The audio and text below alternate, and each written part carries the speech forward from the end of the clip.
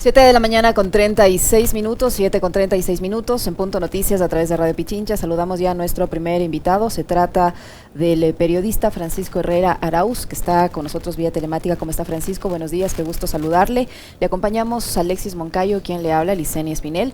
El gobierno del presidente Guillermo Lasso, que recibió el país con varios problemas de los que él conocía, pues muchos de ellos fueron provocados por el expresidente Lenín Moreno, uno de sus aliados en el tema político, termina en 2021 para algunos con un saldo positivo, para otros con un saldo negativo. Ha cumplido varias de sus ofertas de campaña, entre ellas el tema de la vacunación, el incremento salarial parcial de $25, este anuncio ya concretado a través de un decreto ejecutivo de otorgar créditos a 30 años plazo al 1% de interés, entre otros puntos, pero con deudas pendientes en el ámbito económico y en el ámbito social. A su criterio, Francisco, ¿cuál es la evaluación que tiene o la calificación que se le podría dar al presidente de la República y a su gobierno en estos 7 meses de gestión? Buenos días, bienvenido. Buenos días, Licenia, qué honor tenerle con nosotros junto a este espacio. A ustedes, compañeros, estamos juntos en Ecuador Inmediato transmitiendo esta entrevista, lo cual para mí realmente es grato. Honor conocerle por primera vez, Licenia, le había admirado durante mucho tiempo. Bueno, lo telemático también ayuda. Y déjenme que empiece con una cosa simpática. Tienen mejores fotos que las que yo tengo. Lo que han hecho un muestrario es realmente grato, así es que muchas gracias por esa presentación. Dicen que a todo gobierno, Licenia, a todo gobierno, algo le caracteriza como una especie de antecedente. Al gobierno de Lenín Moreno le puedo llamar como el gobierno de la traición. Pero al de Guillermo Lasso yo le voy a llamar como el gobierno de la intriga. Le siguen las intrigas. Y es por la propia palabra del presidente empeñada a lo largo de su tiempo de campaña, como en la actualidad como gobernante, lo que no le ayuda en muchas ocasiones, y le saltan como fantasmas del armario las contradicciones. Lo último que usted ha mencionado es lo que ayer el presidente de la República hizo, caer nuevamente en contradicciones. Al término del diálogo con la CONAIE, les dio 15 días para resolver el tema de los combustibles. Hace una semana atrás, el vocero gubernamental, Carlos Gijón, anuncia que esta semana, este día, el presidente iba a hacer un anuncio muy importante en lo económico, sobre el tema de los combustibles. A lo largo de la semana, los medios de comunicación que son voz parlante del gobierno, los canales de televisión, insistían en que se hará un anuncio muy importante en lo económico para este martes 28. Y sale el presidente y desmiente a todos y dice que no va a tomar ninguna medida. Esa es la intriga. Gobernar con intriga no sé si le ayude, pero a lo largo de este tiempo al presidente de la República esas intrigas le siguen y generan una controversia en su imagen al punto de volverle una persona con poca credibilidad, que es la más afectada del gobierno. Las respuestas dadas hace unos días atrás por el señor Leonidas Issa con ustedes, señalaba que ya no cree en el gobierno. No quiere dialogar porque no cree en el gobierno. Otros elementos de diálogo ya no creen en el gobierno. El pacto de la traición, el 14 de mayo, para elegir presidenta de la Asamblea, genera un desmentido, una controversia, una intriga. Ya no creo en el gobierno. Entonces, vaya acumulando usted, vaya sumando, y encontrará con que hay demasiada intriga alrededor del gobierno nacional como para destacar alguna obra. Sí, la vacunación, de acuerdo, comparto, y me parece muy bien, pero hasta ahí no más. Hasta ahí no más. ¿Cómo está, Francisco? Qué gusto, buenos días. A ver, tomando en cuenta estos antecedentes, usted este último que ha citado me parece que es, digamos que uno de los más decidores, ¿no? Como para tomar en cuenta lo que ha sido estos 7 meses de gobierno. Las contradicciones han sido constantes, han sido permanentes, han elegido a un vocero que me parece que es un hombre que tiene poquísimas luces y escaso talento, como es el señor Gijón, y que creo que ha ayudado poco, muy poco, en la comunicación del gobierno nacional. Como están las condiciones y con las advertencias además que ha hecho Leonidas Issa, el gobierno del encuentro, ¿qué opciones tiene como para arrancar 2022, considerando que ya hay amenazas de nuevas movilizaciones y que él, en la respuesta que ayer uno esperaba tenía que ser más política, le dice que tenga un feliz Día de los Inocentes a Issa? No le ayuda a un vocero gubernamental, cualquiera este fuese, el que sea desmentido por su propio gobierno. No le ayuda. Lo deja en ridículo. Y eso es lo que ha pasado con Carlos Gijón. Dos, no ayuda a un gobierno el anunciar previamente cualquier medida y no tomarla, porque le deja en ridículo al gobierno. Y no ayuda a un presidente de la República tratar los temas con la seriedad que el tema amerita. El de los combustibles no es broma, incide en la economía. El diálogo con la CONAIE tampoco es una inocentada. No se pueden manejar de esa manera los términos de gobierno, pero si el presidente quiere hacer eso, los resultados no van a ser buenos. Francisco, yo le quiero mencionar otro caso, igual para alimentar lo que usted ha señalado, catalogando a este como el gobierno de la intriga. Porque hay una reunión que el presidente Lasso la vendió muy feo a través de los medios de comunicación que se han convertido en sus altoparlantes, que es la reunión en la que él recibe a Marcela Guiñaga y a Fausto Jarrín, y que después se convierte en un chisme de pasillo a través de un tabloide como el de los Cuatro Pelagatos, ¿no? En donde ellos empiezan incluso hasta a burlarse de lo que fue, digamos, uno de los temas de conversación entre el presidente y los representantes de la Revolución Ciudadana. ¿Qué impresión le dejó a usted eso? Con relación a lo anterior, solo termino diciendo de que un gobierno que destruye a sí mismo su imagen, restándose credibilidad, no creo que pueda ser un buen gobierno. ¿A qué horas renuncia Carlos Gijón después de lo de ayer? ¿A qué horas renuncia? Le dejó en ridículo. En cuanto a la reunión con Fausto Jarrín y Marcela Guiñaga, yo justamente por ello le entrevisté la semana pasada a Marcela Guiñaga y le consulté ampliamente sobre el tema. Y la reunión, de haberse convertido en un encuentro que pudo haber sido positivo, es el propio gobierno el que se encarga en ridiculizar, en afectar y destruir, generando más intriga. Todo eso lo único que nos da a entender es que ¿en qué medida están improvisando como gobierno? ¿En qué medida lo que han hecho es generar un conflicto tan grave que termina por controvertir toda la nación? Vean lo que acaba de pasar con el caso de la señorita Naomi Arcentales. Es toda una controversia, es toda una intriga, es todo un conflicto alrededor. Vean lo que pasa con los 25 generales de la policía. Es toda una controversia, es toda una intriga alrededor.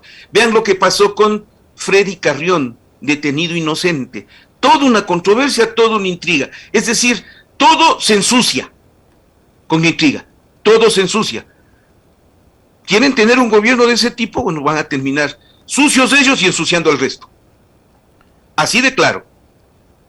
Ahora, Francisco, en el ámbito económico al gobierno, yo creo al gobierno como tal no le ha ido mal, porque finalmente logró poner en vigencia una ley considerada básica, elemental, fundamental para el régimen. Por los desacuerdos o lo que sea de la gestión legislativa, el hecho es que esta reforma tributaria está en vigencia, va a ser una realidad desde el 1 de enero de 2022. Ha logrado, dicen algunos analistas económicos, tranquilizar a los mercados, es bien visto por los organismos internacionales, no así a lo interno, donde la gente siente la crisis económica. Y en el ámbito social, más allá de este anuncio de combatir la desnutrición infantil, no se conoce uno adicional, ¿no? Estamos hablando de la violencia de género, estamos hablando de la salud, donde todavía pese a la vacunación hay algunas falencias. En estos dos puntos, tanto en lo económico como en lo social, ¿cuál es la evaluación que se puede hacer de la gestión gubernamental? Lamentablemente el gobierno heredó todo un acuerdo con el Fondo Monetario Internacional que el mismo Guillermo Lasso propició. Él fue quien puso a Richard Martínez. Él fue quien manejó con Lenín Moreno la economía. Y ahora llega y tiene que seguir cumpliendo con las órdenes del Fondo Monetario Internacional, a más de su propio modelo, que es un modelo de corte neoliberal, que en lo que sí hay que decir a favor de Guillermo Lasso es que no le engañó al país, ¿no? Él dijo que iba a hacer esto, de manera que no me vengan los votantes a decir que no sabían lo que hacían o no sabían por quién votaban. Guillermo Lasso sí le dijo la verdad en términos de que su discurso siempre fue neoliberal y siempre fue respaldado por el Fondo Monetario Internacional. Que la ley de desarrollo económico fue aprobada en beneficio del gobierno, vea, Liceña, vea otra controversia. Vea toda la intriga dada alrededor de la aprobación de ese plan. Todo es mintiendo, todo es alterando, todo es saltando, todo es afectando la verdad. El gobierno, la gente le está acusando de querer cobrar impuestos a la clase media. Perdónenme, con todo respeto, quienes somos parte de la clase media, siempre hemos pagado impuestos. El SRI nos ha cobrado todos los impuestos posibles a todos los ciudadanos y nos ha descontado de manera dura. Y si ha habido alguna falla, algún retraso, nos han cobrado con dureza. No es nuevo. Pero los que están haciendo todo el relajo, presuntamente son los que más tienen y menos pagan. Y para ellos sí es una controversia muy grave que Guillermo Lasso, su gente, su propio, les quiera cobrar impuestos. Van a tener ahí otro motivo de enfrentamiento. Yo lo que quiero ver es, sinceramente, ¿sabe qué, Liceña? Que aplique pues la ley de desarrollo económico. Eso quiero ver, que aplique. Que les cobren los impuestos, especialmente a las grandes empresas, que son las que más deben. Cóbreles. Y cóbreles en proporción real. Y en cuanto a lo social, no solo es la vacuna. Tenemos serios problemas en educación. Tenemos serios problemas en desarrollo social, en salubridad, en ambiente. Tenemos gravísimos problemas en integración de la comunidad. El medio ambiente en términos sociales no se mide solo en la calidad del aire, sino en la calidad de vida. El odio político sembrado está generando un alto volumen de violencia. Y en el Ecuador vivimos en un proceso de violencia constante. Eso afecta al ambiente. Es hasta un derecho constitucional. Y eso es social. Y no está siendo tomado en cuenta por el gobierno. Francisco, volviendo al tema político. Estos días, y como análisis del cierre de año y demás, he escuchado a varios colegas periodistas y analistas también en materia política diciendo que hemos vivido un año de transición. ¿Se puede llamar un proceso de transición haber pasado de lo que fue el modelo de gobierno implementado por Lenín Moreno y el que ahora, digamos, ha tomado la posta Guillermo Lasso? O sea, más allá de la transición política, que sí, que la hubo el 24 de mayo, digamos, Moreno entregó el poder, pero ¿hay una transición de modelo de gobierno o estamos viviendo exactamente lo mismo?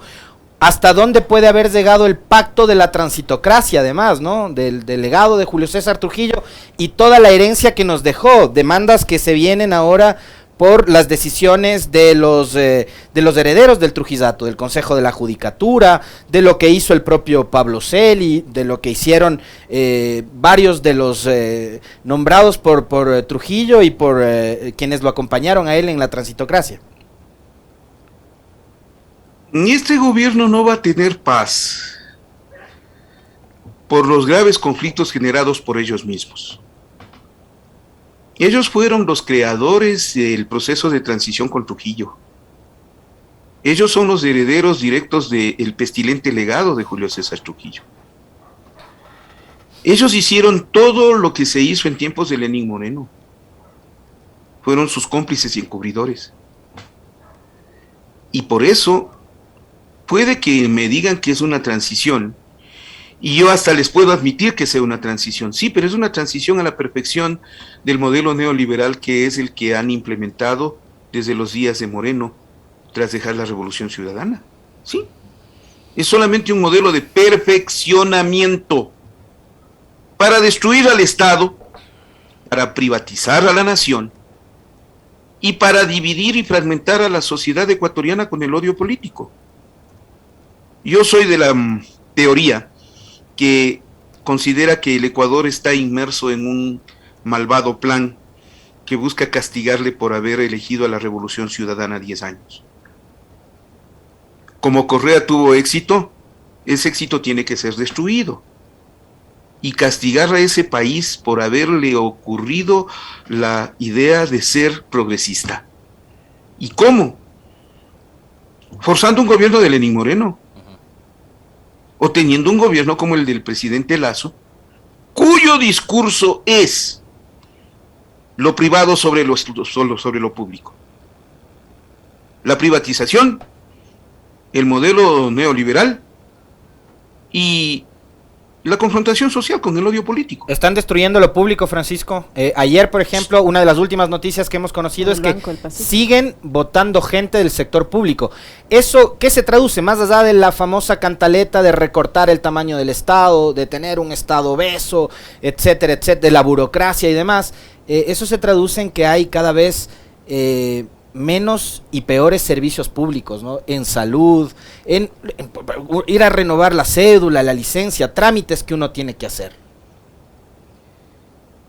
No confundan con privatización solo lo del Banco del Pacífico o la gasolinera de Petroecuador. Eso yo lo digo en mi editorial el día de hoy en Ecuador Inmediato, en el Frontal. Nos están quitando lo público. ¿Cómo nos están quitando lo público? Destruyendo la red vial, no dando mantenimiento a las carreteras, desabasteciendo los hospitales, no hay medicinas, destruyendo el sistema educativo, no hay escuelas, las pocas que hay están semidestruidas y no hay presupuesto, y la única propuesta que lanza el gobierno es adopte una escuela. No hay becas, no hay beneficios sociales colectivos, dispensen, eso es lo público. Y eso nos involucra a todos. No hay seguridad. No hay seguridad. Eso es lo público.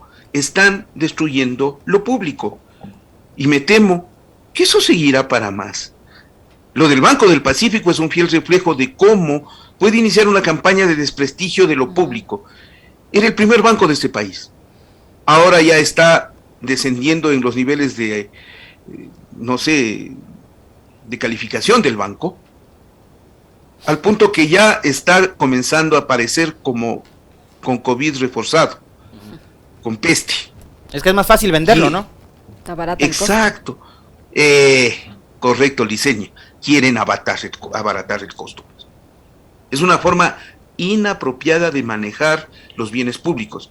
No me extraña el discurso del presidente Lasso y de su equipo de gobierno, más el AMPA anticorreísta que le anda rondando todo el tiempo, presionando y exigiendo, ha sido contra lo público. Contra lo público. Y eso le cobra muy caro a la sociedad ecuatoriana.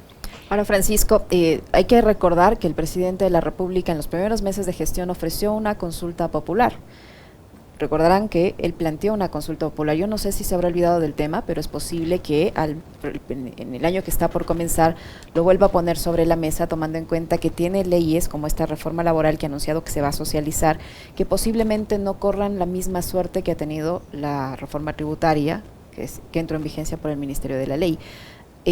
¿Usted cree que hay las posibilidades de que el presidente de la República use esa consulta popular para conseguir algunas de sus propuestas que a través de la Asamblea no se vean tan viables? ¿Cree que hay el ánimo, los recursos entre la población y el Estado para implementar una consulta popular?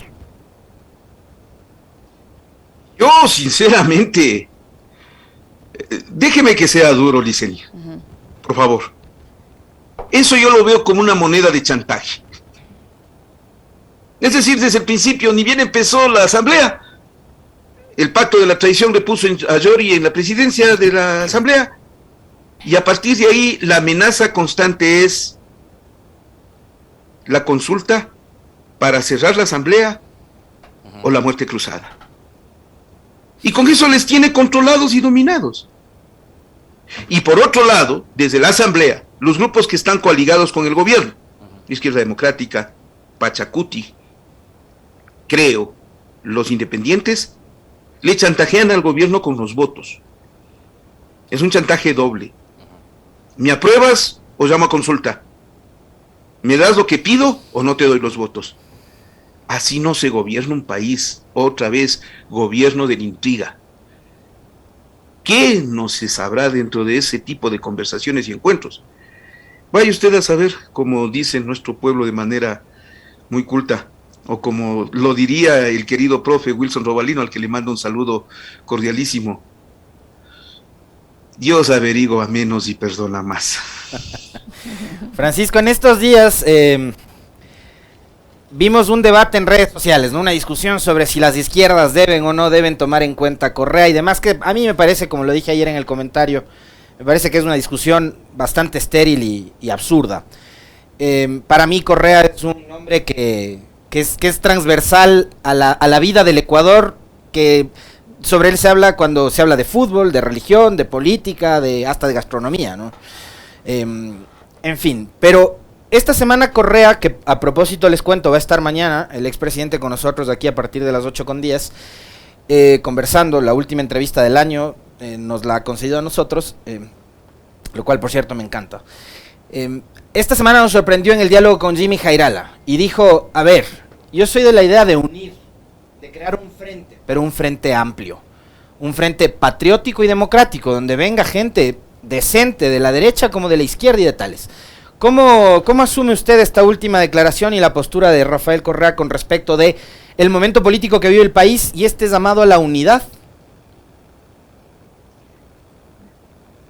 Yo decía en términos formales al inicio de esta semana en uno de mis editoriales que no sé si sea necesario discutir la unidad de la izquierda. Yo quisiera que discutan más bien la unidad de liderazgos. Porque cada sector que conforma parte del progresismo, y ahí comparto la idea de hacer un gran frente progresista, tiene sus propios liderazgos. En sectores menores o pequeños o en sectores mayores, pero liderazgos a fin de cuentas y que son para la gente muy respetables. Yo creo que eso es lo que se debe discutir, junto con un programa alternativo de gobierno, sí, un proyecto político, sí, necesarios, un proceso de discusión entre liderazgos, sin personalismos, eso elimínenlo, sin violentar las líneas rojas que entre ellos mismos se han impuesto, con un código de ética respetable que les permita dialogar sin traiciones ni ambajes, pero liderazgos a fin de cuentas que pueden ser alternativas de solución. No el reparto del país en fragmentos como lo ha hecho el gobierno del presidente Lasso, no. La estructura de un país en términos de diversidad. Entender los liderazgos es entender la diversidad política que existe en el Ecuador. Creo que probablemente esa sea la alternativa. No me disgusta la propuesta del economista Correa. No soy ni militante de la Revolución Ciudadana, no soy ni cercano. Yo, como siempre he dicho, un humanista cristiano de izquierda que tiene siempre su propia visión, cree que en este momento plantear una unidad debe ser conducida a través de un proceso de unidad de liderazgos, que bien puede darle resultados, Alexis. ¿Y qué cree usted que va a pasar en la Asamblea Nacional, Francisco? Estamos ante la conformación, ahora sí, de una mayoría mucho más amplia que la que tenía el presidente Lasso con los del BAN, porque la posición de la izquierda democrática sigue siendo sinuosa, la división, entre comillas, de Pachacuti también, en cierta manera, le favorece al gobierno. Estamos ante en la conformación de la nueva mayoría en la Asamblea Nacional. ¿El presidente va a tener a su favor la Asamblea?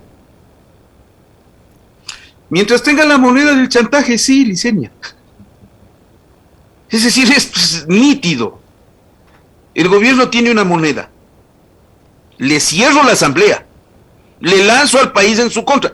Y créame que muchos ayudarían a poner el incendio con fósforos y gasolina, con tal de verle a la asamblea terminar. Porque la asamblea no se ha ganado la respetabilidad que se merece. Entonces, ¿qué puede pasar con la asamblea? Yo de la asamblea tengo poca expectativa. es el fiel reflejo de la mediocridad de la política ecuatoriana. Así somos en la política. Así, tal cual. En la presidencia como en la asamblea. En cuanto a la prostitución de la política, esa la vemos en la justicia ordinaria ecuatoriana. Y el nivel delictivo en la fiscalía.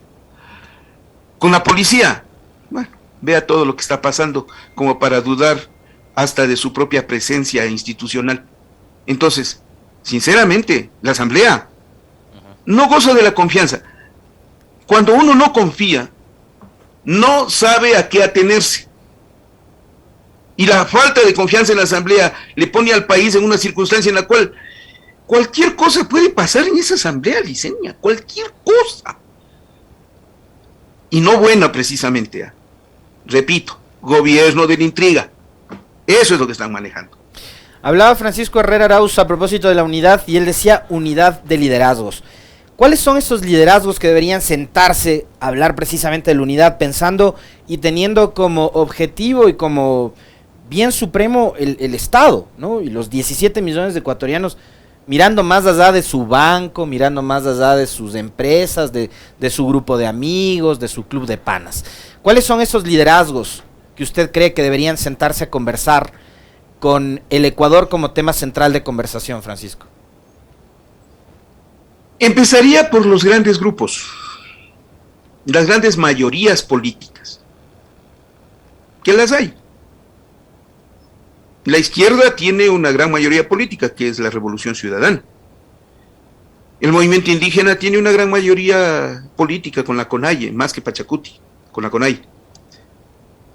Le incluiría a los sectores sociales de los sectores organizados, trabajadores, pobladores, entendiendo además algo que es muy importante, Alexis. En términos de teoría política, la representatividad ya no está, en el caso de una nación, en estos momentos en manos de los partidos. Los partidos políticos se han desprestigiado demasiado. Es momento de los movimientos ciudadanos y es momento de causas por las cuales pelean esos movimientos ciudadanos. Ejemplo, las mujeres. Las mujeres, su lucha por el respeto al derecho a la mujer, por la inclusión del femicidio, por la no, por la no penalización del aborto, por violación.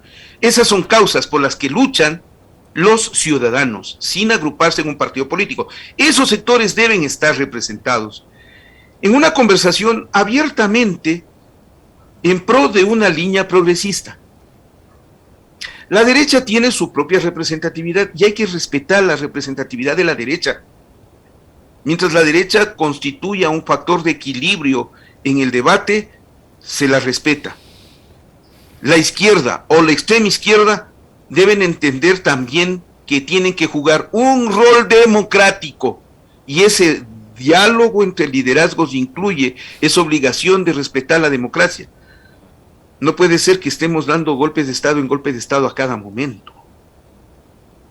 Respetemos la institucionalidad del país. Y esos deben ser los grandes acuerdos que deben darse. Empezaría por las grandes mayorías, me iría por los movimientos ciudadanos y terminaría así en las minorías políticas agrupadas alrededor de la izquierda. También deben tener una voz, deben tener un papel, porque son representativos de su sector. Y eso hay que valorar y hay que respetar. Y hay que poner actitudes también, ¿no? Y dejar de etiquetar, porque acá nos hemos acostumbrado a poner etiquetas, ¿no? Entonces, para deslegitimar a una organización política o una corriente, les llamamos anarquistas, a la otra banda delincuencial y de tales. Es importante eso también, Francisco, o sea, para aprender a vivir, a convivir en democracia, un poco bajarle el tono, ¿no? El otro día aquí Esteban Torres, asambleísta del Partido Social Cristiano, decía el Ecuador debe ir ya a un proceso de pacificación, no solo en las cárceles, sino a nivel general. Yo le decía eso cuando muy oportunamente metió en el diálogo Liceña Espinel el tema de lo social. Sí. Y estoy hablando del ambiente de odio que vive el país. Nos influenciaron con odio político. ¿Quiénes? Yo sí le señalo a la prensa, abiertamente a la gran prensa de este país, como la causante de ese proceso de odio, con el que nos estamos enfrentando de la manera más irascible. Y eso además se inyecta todos los días. Vean las crónicas de los canales de televisión. Para ellos hay necesidad de convertirse en jueces, fiscales, testigos y jurado al mismo tiempo, y dirigir un discurso concretamente en contra del correísmo, ¿no? Los dos canales de televisión que tienen los noticieros más vistos. Si inoculas odio todos los días, vas a cosechar odio. Odio irascible. La peor rebeldía es la que nace de la ignorancia, ¿no? Y entonces, sí necesitamos eso. La prensa, entiendan, una nación inyectada de odio solo termina destrozada. Verán lo que pasó en los Balcanes. Verán lo que pasó en Serbia. Tal cual. Verán lo que pasó en la Europa del Este. Inyectaron odio, terminaron destruidos. Destruyeron historias, repúblicas y todo, ¿no? Fue una guerra fratricida esa, ¿no? Vean lo que pasó en Centroamérica. No, o sea, no vayamos lejos. En el Ecuador también el odio nos está haciendo mucho daño. Inyectado odio todos los días, en cada crónica, en cada reportaje, con cada reportero, en los canales de televisión, van a cosechar un país lleno de odio, que es lo que ahora tenemos en este momento.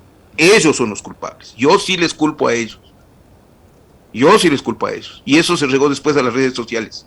Pero ellos empezaron todo esto.